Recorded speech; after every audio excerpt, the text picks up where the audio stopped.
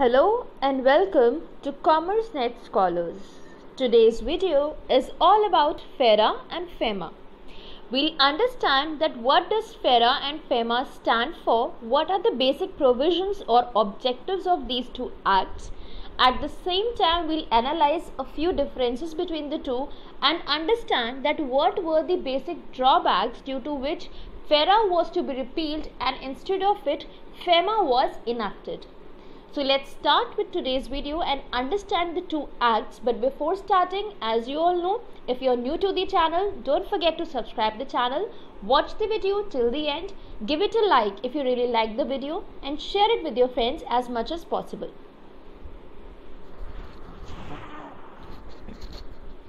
Talking about FERA, FERA stands for Foreign Exchange Regulation Act. So this is the full form of FERA. Soon after independence, the government of India enacted FERA in 1947. So FERA was enacted in the year 1947 to regulate operations of foreign controlled companies in India. Now, as you can see, the word foreign exchange is prevalent here in this act, which simply means that FERA was enacted to control the working of the foreign exchange, the foreign business in the country. Whatever foreign operations we were entering into, whatever international business we were dealing into, to control all that, FERA was enacted by Government of India in the year 1947. The act was later on comprehensively amended in 1973. So it was amended in the year 1973, which had a basic major changes into it, the updations into it. FERA 1973 was enacted in the wake of acute foreign exchange shortage faced by the country at that point of time. In 1973, there was shortage of foreign exchange supply. So therein, FERA was enacted to have some certain steps, some feasible steps that could be adopted in order to manage this foreign exchange regulation. What were the objectives of FERA? Let's understand. The first one was to regulate dealings in foreign exchange and securities. Whatever dealings India was entering into with foreign countries in terms of the exchange, that means the business or any form of securities, that was regulated by FERA. To regulate transactions indirectly affecting foreign exchange, any certain transaction which would indirectly affect foreign exchange, that was also included into it.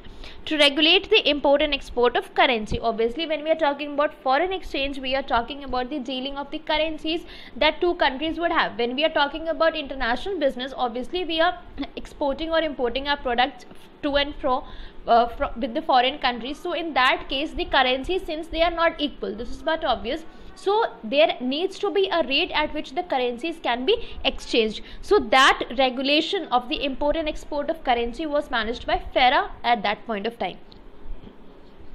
To regulate acquisition, holding of immovable property in India by non-residents, thereby reducing dominance of MNCs. So whatever acquisition or holding of immovable property was there in India by the non-residents, that was minimized so that the MNCs should not have the dominance in the economy of our country. The proper utilization of foreign exchange so as to promote the economic development of the country. The foreign exchange and the foreign exchange associated reserves, they need to be properly utilized so that they can benefit for the economic development of the country. So these were the basic objectives keeping in mind which FERA was established. Now let's first understand FEMA. FEMA stands for Foreign Exchange Management Act, which was passed on in 1999. In the Lok Sabha on August 4th, 1998, the bill was referred to Parliamentary Standing Committee. After incorporating creation, modifications and suggestions of the Standing Committee, the central government introduced the Foreign Exchange Management Bill 1999.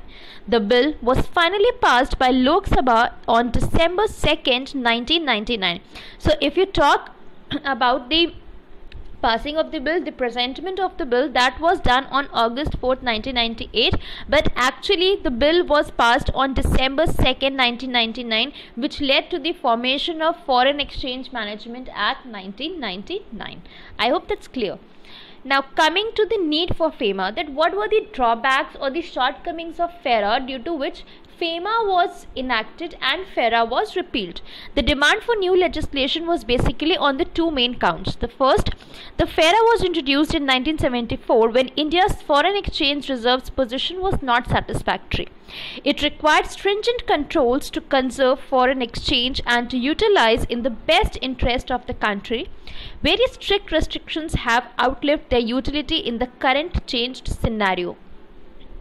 Now, when we consider the situation of 1974, it's but obvious that since we were not having a better industrial policy, we had not adopted the practice of LPG, that is liberalization, privatization and globalization, which came later in 1991. So in that situation, the idea of entering into international business, the restrictions that were there for entering into international business, that was quite low.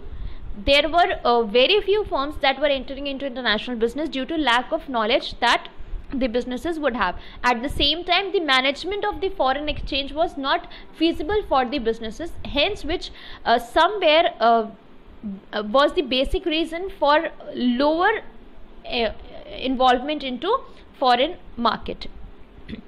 So therefore, when FERA was enacted, these strict controls, less options for entering into international market, all these were prevalent, which had to be modified and changed now, due to which FEMA was established, keeping in mind the industrial policy of 1991.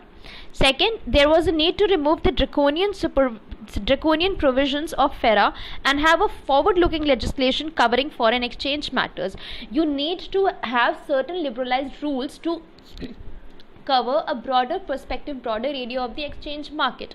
So that was obviously available after the enactment of FEMA 1999, while FERA was repealed, which had quite strict restrictions on the movement of foreign businesses, foreign trades, and at the same time there were certain restrictions on the management of foreign exchange currency. Now we'll understand the main features of FEMA. FEMA gives the central government the power to impose the restrictions. FEMA has the power. FEMA is providing the central government the power to impose the restrictions which they feel is necessary for regulating the international business. Obviously, you cannot liberalize all the rules and regulations, because that will ultimately lead to have a negative impact on your economy, because it will be controlled more by the outside firms. The transactions should be made only through an authorized person. Only an authorized person who has been appointed for the management or the exchange of the foreign exchange reserves, only that person can have this authority to get into the transactions. Deals in foreign exchange under the current account by an authorized person can be restricted by the central government. Whatever dealings are there in the foreign exchange reserve under the current account, that can be restricted, that can be regulated by the authorized person. Deals in foreign exchange under the current account by an authorized person can be restricted by the central government based on public interest.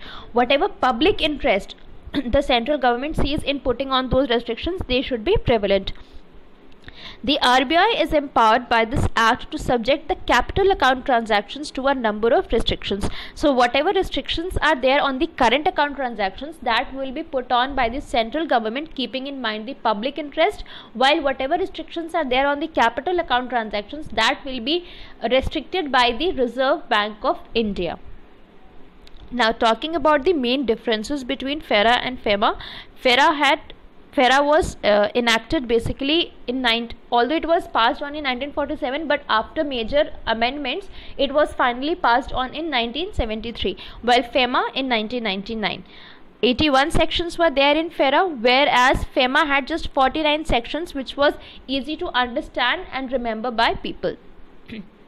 FERA was repealed in 1998, while FEMA is active till date. So these are the basic three differences between FERA and FEMA. I hope whatever differences between the two are there, it's clear to you all. There are no doubts. If there are any doubts, you can mention down in the comment section below. And again, a reminder, if you haven't subscribed the channel yet, please do subscribe it. That's all for today. Thank you and have a nice day.